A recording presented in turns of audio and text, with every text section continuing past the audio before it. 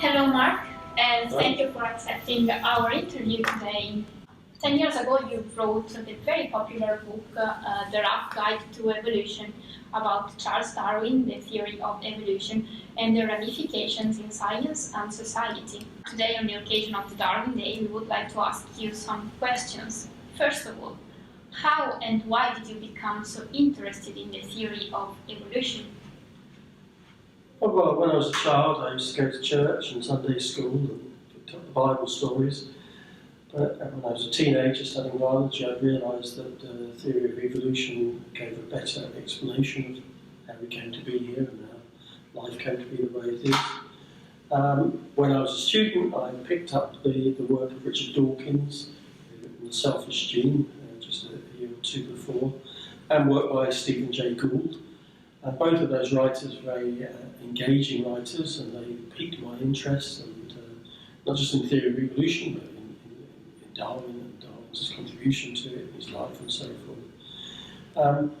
Back then, when I was a student though, I saw this as something quite separate from what I was doing in my day job. I was a medical student, and later on I specialised in microbiology and became a microbiologist.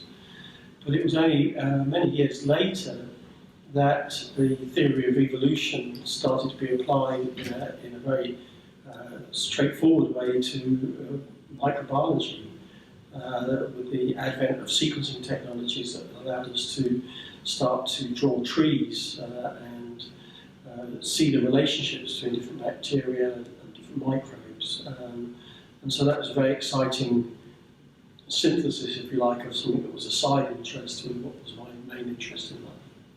Is there a particular story that you like to tell about Charles Darwin?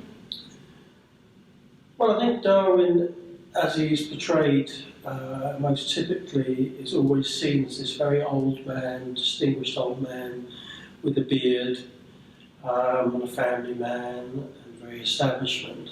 I think it's far more interesting if you look back at what he was like when he was a young man, as a child. I mean, in his autobiography, he admits that he was a naughty child and did lots of naughty things like stealing apples and beating a dog and things like that. When he was a student at Cambridge, he admitted that he drank too much and behaved in the way that students still behave, and that they drink too much. There's one particular story told by one of his fellow students, a guy called Herbert, who said that they went to Darwin's rooms in college and ate a nice meal, and when they got back to the rooms they sat in their armchairs and fell asleep and slept until 3 o'clock in the morning, and Darwin's visitor then had to rush back to his own college because the doors closed at midnight. Now, in one sense you can read that story as well, that was just unfortunate they fell asleep, but if you read it more carefully, normal people don't fall asleep in armchairs. They absolutely got pissed out of their heads and fell asleep into an alcoholic stupor, is pretty certain. I mean, further evidence for that sort of stuff comes from a guy called Albert Way, who drew a mock coat of arms for Darwin when he was a student. And in the coat of arms, he basically shows Darwin as a substance abuser, because he shows wine bottles, tankards of beer, a variety of kinds of tobacco and pipes. So suggesting that Darwin was a serial substance abuser, not just alcohol, but tobacco, both in the form of smoking it and taking snuff. I think as you look, as Charles Darwin got a bit older, he still wasn't your conventional, sensible scientist that we think of him today. The notebooks he wrote while he was on the Beagle, and when he came back from the Beagle, revealed this very florid imagination, and he got interested in all sorts of things that you would think, oh, that's a little bit kind of dirty, really. He wrote about excuse me. You have to edit that bit. In one of his notebooks he wrote about a gentleman from Shrewsbury who tried to have sex with a turkey, another man who, when he got drunk, insisted on calling everyone bastards. He speculated about the parallels between animals and humans. He looked at the way in which horses, stallions, lick the udders of mares and said, oh, maybe this is parallel to the interest that men have in women's breasts. He made comments about how the clitoris was very enlarged in certain monkeys. And he also made a rather poetic similar sort of metaphor or comparison between the way in which a caterpillar turns into a butterfly and the way in which breasts develop in a young woman. So the bit where Darwin actually gets dirtiest is in one of his notebooks, where he describes seeing an orangutan at the London Zoo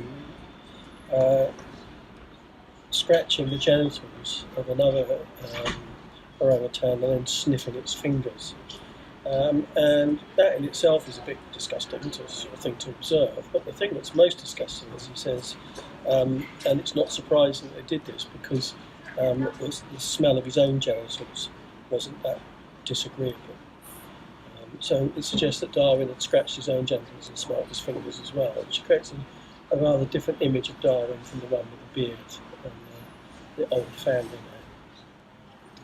So the very last question, why do we care about Darwin's legacy today? Oh, that door's just about to close. I thought I was going to slam it, it's not. So, why do we care about Darwin's legacy? Well, Darwin's legacy it permeates the whole of the life sciences.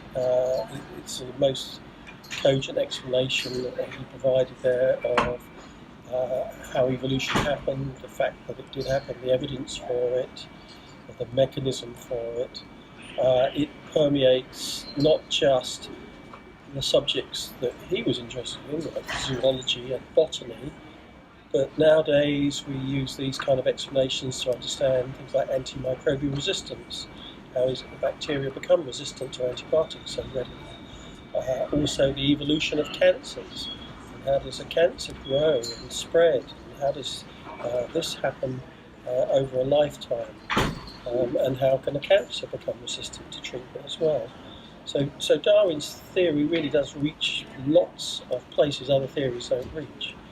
One of the problems we have, though, is that although Darwin provided very cogent explanations for many things, and these are accepted by all scientists around today, in the general population there's still a large number of people who are, if you like, evolution denialists, creationists who believe that they can find accounts in the Bible that rival Darwin, come up with ideas of intelligent design, and this is all part of the same fabric as vaccine denial, climate change denial, and it's unfortunate that really Darwin's legacy, we still have to sort of not just study evolution, but we have to defend this theory in